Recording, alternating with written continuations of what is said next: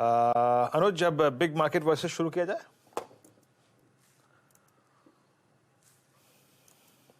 Okay, चलिए। तो ये ल्यूपिन, ये कम से कम अनुज ने इसको स्पॉटलाइट में आज से मेरे ख्याल से कई बार जिक्र भी किया होगा, और पहले भी अगर आप देखिए बात हुई थी, और आज मॉर्निंग में भी इस ऑप्शन ट्रेड के बारे में बात की गई आपकी स्क्रीन पे इस दौर के हाईएस्ट क्लस्टर पे। अनुज, बिल्कुल। बिग मार्केट वॉइसेस में आज हमारे साथ हैं पाइपर सरिका के फाउंडर और फंड मैनेजर अभय अग्रवाल। अभय जी, गुड मॉर्निंग। गुड मॉर्निंग अनुज, आपको भी और आपके सारे दर्शकों को, वीरेंद्र जी को भी। Thank you. बहुत बड़ी रैली मार्केट में, अब आपकी अप्रोच क्या है? क्या ये हम एक 2003 से 7 वाला जो फेज था उस पे तो नहीं है इस समय, जो अब हमको हाइंडसाइट का बेनिफिट है, लेकिन क्या ये उसी तरीके की मार्केट बनती जा रही है? जी अनुज, जब भी मार्केट एक ऐसे शार्प इवेंट से गुजरता है जहां पे हम देखते हैं कि जनवरी फरवरी मार्च में एकदम बेयरिशनेस थी, और उस समय हम देख रहे थे mid cap small cap stocks में कोई इंटरेस्ट नहीं था, 10-10 हजार शेयर की ट्रेडिंग नहीं होती थी और लोअर सर्किट लग जाता था। तो वहां से अब उभर के आए हैं अगले 3 महीने में जो पिछला क्वार्टर था जहां पे काफी रिकवरी है, पोर्टफोलियो 25-30% ऊपर है। तो मुझे लगता है कि इसको हम जरूर, जैसे आपने कहा, 2003-2007 के समय से रेफर कर सकते हैं, पर मुझे लगता है ये जो है ये एक अलग इवेंट है जो मैं देख पा रहा हूँ कि जो ये रिकवरी है ये काफी वाइड रिकवरी है और मार्केट में, और अभी भी इन्वेस्टर्स का फोकस ये है कि वो कहाँ पे वैल्यू है। और जैसे आप अभी लुपिन की बात कर रहे थे, मैं सुन रहा था अनुज, और एक क्लासिक एग्जांपल है लुपिन का। स्टॉक ने कुछ नहीं किया, पर ऐसा नहीं है कि ये कंपनी अब कुछ भी नहीं करेगी, कभी भी नहीं करेगी। कई बार कंपनीज एक ऐसे बिजनेस मोड में चले जाते हैं कि काफी मेहनत करते हैं पर दिखता नहीं है उसका असर, और इन्वेस्टर्स जो है, अच्छे इन्वेस्टर्स, वो टाइम करते हैं उसको रिकवरी के टाइम पे और उसको पिक कर लेते हैं, जो लुपिन जैसे स्टॉक में भी हुआ, अभी आपने बात करी। तो उसी तरह मैं देख रहा हूँ अनुज की काफी वाइड रैली है, इन्वेस्टर इंटरेस्ट है कि ऐसे स्टॉक्स को पिक करें जिन्होंने पार्टिसिपेट नहीं किया है पिछले 3-4-5 साल से। वैल्यूएशन स्ट्रगल कर रही है, साइक्लिकल बॉटम पे है पर अब रिकवर हो रहे हैं। तो मुझे लगता है अनुज की ये जो रैली है ये वाइडन होगी और beyond Nifty large cap stocks जाएगी, और इन्वेस्टर्स ढूंढेंगे ऐसे स्टॉक्स जिसमें ग्रोथ मिल रहा है वैल्यू प्राइसिंग पे।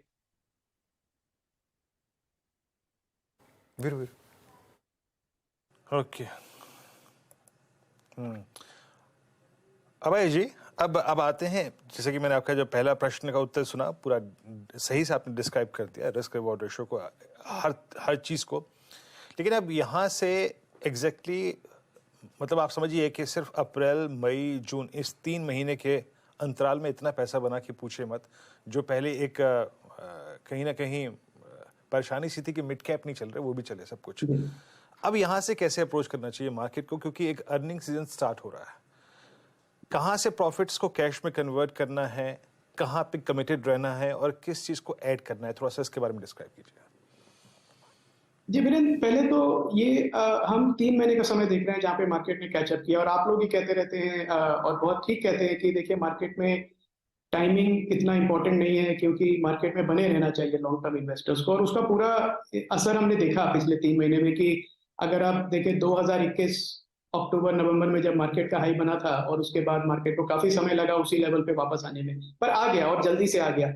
तो जो इन्वेस्टर निकल गए थे मार्केट में ये सोच के कि अब ये तो गिरता ही रहेगा, ऊपर नहीं जाएगा, उनके लिए एंट्री मुश्किल हो रही है, पर जो बने रहे उन्होंने उसका पूरा फायदा उठाया। अब यहाँ से भी वीरेंद्र, मेरा सजेशन तो यही है कि इन्वेस्टर्स वही अप्रोच रखें कि आप अपना एलोकेशन कम ना करें। अगर आपकी प्रॉफिट बुकिंग, प्रॉफिट की वजह से आपका जो एलोकेशन है इक्विटी को आपके पोर्टफोलियो में वो बहुत ज्यादा बढ़ गया है, तो आप उसको थोड़ा कम कर सकते हैं। पर मुझे कोई घबराहट नहीं है यहाँ से वीरेंद्र की ये मार्केट कोई सडनली शार्प करेक्शन आ जाएगा या शार्प डिप आ जाएगा। मेरा ये सोचना है कि जो अर्निंग सीजन है इसमें बैंक्स की अर्निंग्स, ऑटोमोबाइल कंपनीज की अर्निंग्स और एक्सपोर्टर्स जो हैं हमारे, वो उनकी अर्निंग्स पॉजिटिवली सरप्राइज करेंगी मार्केट को।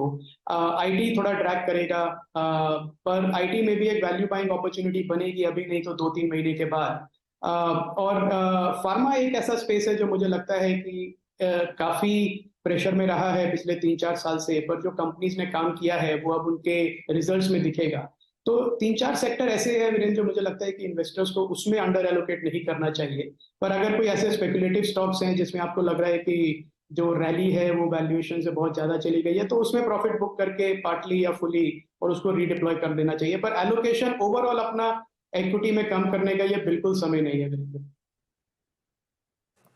ओके, अच्छा भाई जी, एक मार्केट तो हम जिसको बहुत नज़दीक से देखते हैं, हम अपने घरों के आसपास के शहरों में जो दामों को देखने के बाद अंदाज़ा लगा सकते हैं कि रियल एस्टेट स्पेस बहुत स्ट्रॉन्ग है। और जिस प्रकार का हमें अप्रैल में पॉज मिल गया, एक फियर था कि अगले ये रेट हाइक्स जब होंगे तो शायद आपका जो ईएमआई है या फिर जो ब्याज दर है आपके हाउसिंग लोन की, वो 9, 9.5, 10, 11 की ट्रैजेक्टरी में चली जाएगी।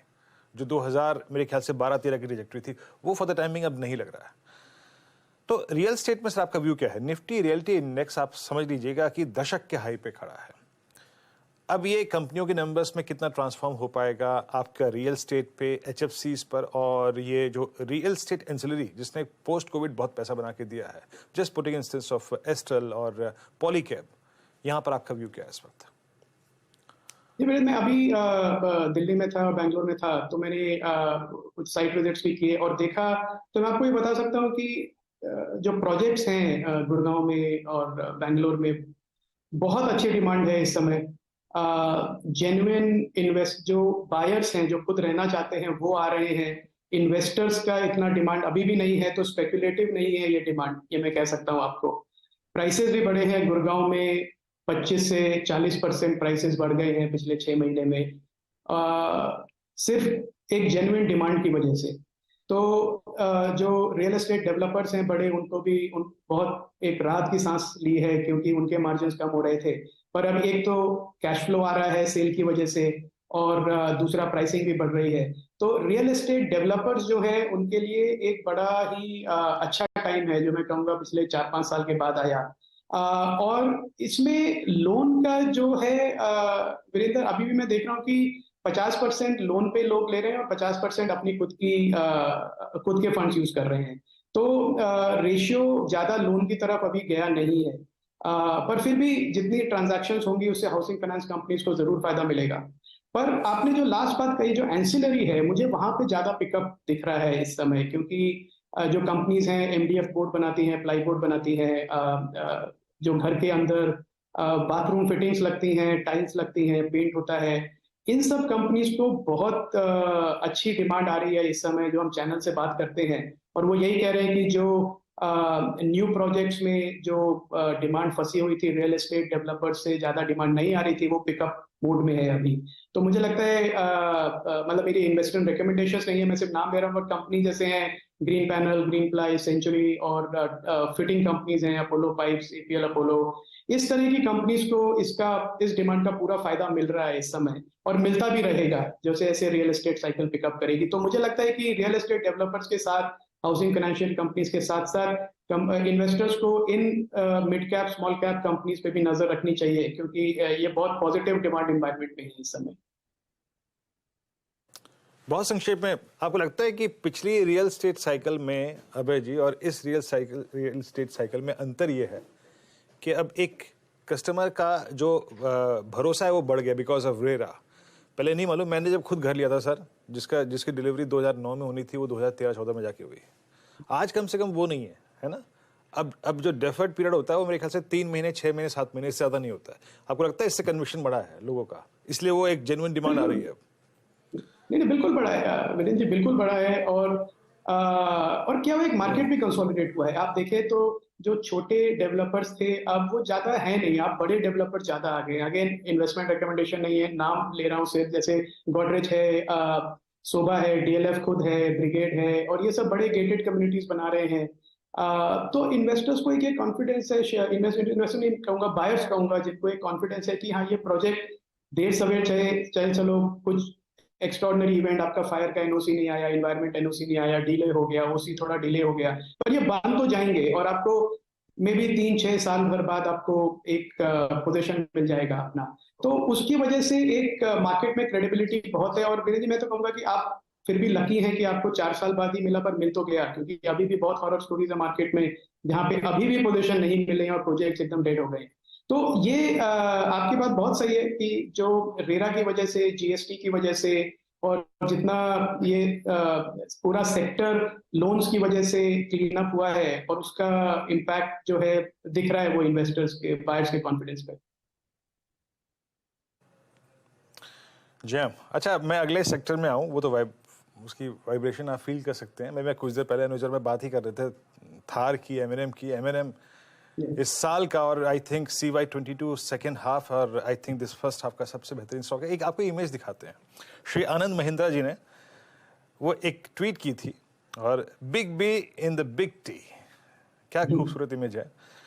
आप जानती होंगे बच्चन साहब कौन कौन सी गाड़ी चला सकते हैं, लेकिन आज वो मतलब उनकी वो अमूमन वो जो रेंज रोवर है उनकी उसमें दिखाई देते हैं वो, लेकिन ये आनंद महिंद्रा जी ने ट्वीट किए थार में, बिग बी इन थार। वाकई ये बड़ी बात है थार के लिए भी, एमएनएम के लिए भी। अच्छा सर, आपकी ऑटो पे व्यू क्या है भाई जी? आप कैसे अप्रोच कर रहे हैं ऑटो को? पैसा बना और अच्छा पैसा बना, और हर चीज में पैसा बना, चाहे वो पैसेंजर व्हीकल सेगमेंट हो, कमर्शियल व्हीकल सेगमेंट में अशोक लेन को देखिए आप, टू व्हीलर सेगमेंट की तो खैर पूछे ही मत। बीते 3 महीने ऐसे रहे कि पूछे मत। Bajaj auto, Hero MotoCorp, TVS पहले से ही I think because of that EV वो पहले से एक पसंदीदा स्टॉक था बाजार का। अब कैसे अप्रोच कर रहे हैं आप ऑटो को सर?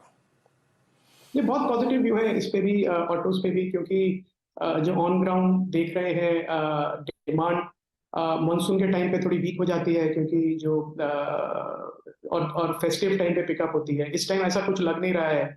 इनफैक्ट डिमांड स्ट्रॉन्ग है। जो चैनल्स की इन्वेंट्री है अपने डीलर्स के पास, वो अभी भी काफी लीन है, काफी पुराने प्री कोविड लेवल पे, जहाँ पे ऑलमोस्ट 1-1.5 महीने की इन्वेंट्री वो रखते थे, वो इस समय 20 से 22 दिन की है। तो और डिमांड इन्वायरमेंट अच्छा है। काफी व्हीकल्स हम देख रहे हैं, टू व्हीलर स्पेशली, जहाँ पे 3-3 महीने का वेटिंग पीरियड है, 6 महीने का वेटिंग पीरियड है। तो ये डिमांड इस समय सप्लाई से काफी ज्यादा है अक्रॉस द बोर्ड। और एक इसका रीजन ये भी है कि जिस तरह से इंफ्रास्ट्रक्चर, हाईवेज, रोड्स पे काम चल रहा है, लोगों को गाड़ियां लेने में, 2 व्हीलर, 3 व्हीलर, 4 व्हीलर लेने में इंटरेस्ट भी ज्यादा है। और आप कमर्शियल व्हीकल की बात कर रहे थे, कमर्शियल व्हीकल की तो मुझे लगता है वीरेंद्र जी अभी साइकिल स्टार्ट हुई है। फ्रैंकली अभी जो डिमांड है वो अब वापस आई है, और वो हमने देखा है क्योंकि जो सेकेंड हैंड ट्रक्स हैं और सेकेंड हैंड कमर्शियल व्हीकल्स हैं, उनके प्राइसेस पिछले 3 महीने में काफी बढ़े हैं। काफी मतलब 20% के करीब बढ़े हैं सेकेंड हैंड गाड़ियों के प्राइसिंग की। इसका मतलब ये है कि अगर वो प्राइस इसलिए बढ़ रहा है क्योंकि उसके सामने से बिजनेस मिल रहा है ऑपरेटर को, और अगर ऑपरेटर को बिजनेस मिल रहा है तो इसका मतलब ये है कि वो एक प्राइमरी और फ्रेश बाइंग में भी ट्रांसलेट करेगा। तो लेलैंड, टाटा मोटर्स दोनों बड़े सप्लायर्स हैं उस सेगमेंट में, तो दोनों का उसका अगले 12 से 24 महीने आप वॉल्यूम्स में देखेंगे एक शार्प ग्रोथ उनके नंबर्स में। तो ये तो ऑटो सेक्टर तो मुझे लगता है पूरा ही चलेगा। मारुति एक और नाम है जो अच्छी डिमांड एनवायरनमेंट में है, वो तो कह रहे हैं कि 3 साल में डबल कर लेंगे प्रोडक्शन। सो आई थिंक एक अच्छा स्वीट स्पॉट है इन्वेस्टर्स के लिए। कुछ शेयर्स के प्राइस ऑलरेडी बढ़ गए हैं तो इन्वेस्टर्स वेट कर सकते हैं, पर उसके साथ साथ एंसिलरीज पे भी ध्यान रखें जो इनको सप्लाई करते हैं, auto components, specially electronic items जो इंडिस्पेंसिबल हैं। ये सारी कंपनीज का EBITDA मार्जिन 10% से गिर गया था पिछले 3-4 साल, अब वो वापस बढ़ के डबल डिजिट में आ रहा है, तो वो भी एक पॉजिटिव साइन है। तो आई थिंक ये अच्छा सेक्टर है, इन्वेस्टर्स को अच्छा रिटर्न देगा अगले 2 साल में। कन्विक्शन अभी भी इस सेक्टर पे भरपूर बरकरार है। अच्छा अभय जी, आप आए हैं तो थोड़ी सी दिक्कत उठाइए और कुछ 2-3 स्टॉक बताइए, और विल स्टैंड डिस्क्लेमर, आपके शायद फंड में वो शामिल हों, वो जो आप लोगों ने लिए हैं जहां पे आपका कन्विक्शन बढ़ा है, प्लीज हमारे व्यूअर्स के लिए डिस्क्लेमर के साथ। हाँ, सो डिस्क्लेमर वही है वीरेंद्र जी की, ये इन्वेस्टमेंट रिकमेंडेशंस नहीं है, और ये स्टॉक्स हमारे फंड में होने की काफी संभावना है। तो एक पॉजिटिव व्यू बना था वीरेंद्र जी पिछले 3 महीने पहले की जो टेक्सटाइल अपैरल एक्सपोर्टर्स हैं वो काफी बीट एंड डाउन है और बॉटम ऑफ द साइकिल चल रहे हैं। तो उसमें गोकुलदास है, एसपी अपैरल है, हिम्मत सिंह का साइडे है, ऐसी कंपनीज हैं। तो हमने उन्हें लिया क्योंकि एज अ थीमेटिक व्यू ये है कि ये सारी कंपनीज बहुत एफिशिएंट हैं, एफटीए होगा उसका बेनिफिट मिलेगा, उसके अलावा भी ये काफी अच्छा काम कर रही हैं और बैलेंस शीट एकदम क्लीन है, मैनेजमेंट बहुत अच्छा है, अच्छे ब्रांड्स के साथ काम कर रहे हैं, वर्किंग कैपिटल प्रेशर नहीं है, कैपेक्स हो गया है और आरओसी बढ़ेगा। तो उस हिसाब से जब वैल्यूएशन देखा तो 10-12 टाइम के पी मल्टीपल पे हमको लगा कि अच्छी ग्रोथ स्टोरीज हैं जो वैल्यू बाइंग के टाइम पे मिल रही है। तो ये 3 हमने ऐड किया पोर्टफोलियो में। और उसके अलावा छोटे फाइनेंस माइक्रो फाइनेंस कंपनीज हैं, जैसे स्पंदना स्फूर्ति है, फिर छोटे बैंक्स हैं, साउथ इंडियन बैंक जिसने अच्छा रिटर्न ऑलरेडी दे दिया है, सीएसबी बैंक। तो मुझे लगता है कि ये जो एक सेगमेंट है small banks, small finance company, specially micro finance, ये भी एक बहुत अच्छे डिमांड एनवायरनमेंट में है और अच्छे परफॉर्मेंस के साथ ये डेफिनेटली रिवॉर्ड करेंगे इन्वेस्टर्स को। और इसमें भी वैल्यूएशंस काफी compare to large banks, large finance companies, इनकी जो वैल्यूएशंस अगर मैं देखूं तो बहुत ही फेवरेबल हैं। तो ये 2 हमारे थीमेटिक बेट्स हैं वीरेंद्र इस समय। अभी जी बहुत बहुत शुक्रिया आप इस कार्यक्रम में शामिल हुए और स्पेशली इस आखिरी जवाब के लिए जहां पे आप अपने फंड में सम्मिलित कुछ स्टॉक्स का डिस्क्लेमर के साथ आपने उल्लेख किया। बहुत बहुत शुक्रिया सर इस कार्यक्रम में शामिल होने के लिए और बेहद खूबसूरत रहे सर आपका ये वीकेंड, यही शुभकामनाएं मेरी तरफ से। आपका भी बहुत बहुत शुक्रिया। अगली मुलाकात जल्द होगी आपसे, अर्निंग सीजन के बाद जरूर बात करेंगे आपसे एक बार। Markets still I think vibrations वही हैं, ऑल टाइम हाई की ट्रैजेक्टरी, लेकिन हल्का सा रिट्रेस हुआ है। सुमित के पास चलते हैं, ट्रेडर्स हॉटलाइन लेके जुड़े हैं। सुमित, देखा आपने थार के मुरीदों की संख्या कितनी बढ़ रही है, बिग बी ड्राइविंग थार। मुझे वो जो इमेज आप वीरेंद्र, पहले वो इमेज लेकर आइए स्क्रीन पर जिसकी वीरेंद्र अभी चर्चा कर रहे हैं। आनंद महिंद्रा साहब ने अभी कुछ देर पहले ये इमेज ट्वीट की है जहां पर बिग बी अमिताभ बच्चन साहब थार चला रहे हैं। तो इमेज देख के मुझे लगा पहले वो गावस्कर बैठे हैं, गावस्कर के पास भी थार है ना, इसी तरह की एक थार गावस्कर भी के पास भी है। नहीं, बैंड्रा का एरिया, गावस्कर की रेड, गावस्कर की रेड, गावस्कर की रेड और मेरी रेड ज्यादा अच्छी लगती है। तो गावस्कर की बिल्कुल रेड थार और लेह लद्दाख में जा चुके हैं। वीरू आपको पता है गावस्कर एक बारी ड्राइव करके जो मुझे मालूम जंस्कार पास और सबसे टफ टेरेन है उन पे ड्राइव कर चुके हैं उसी थार को। रात को चलाई थी, रात को। इनका एक प्रकाश सर का एक थार गैंग है, आपको मालूम है? हाँ, गैंग ऑफ थार जो है उसमें वो गैंग ऑफ थार उसके जरिए गए थे ये। चलिए अब इनका गैंग ऑफ हार्ले बनेगा, हार्ले है ना। या तो गैंग ऑफ हार्ले के जरिए गावस्कर जाएंगे ले।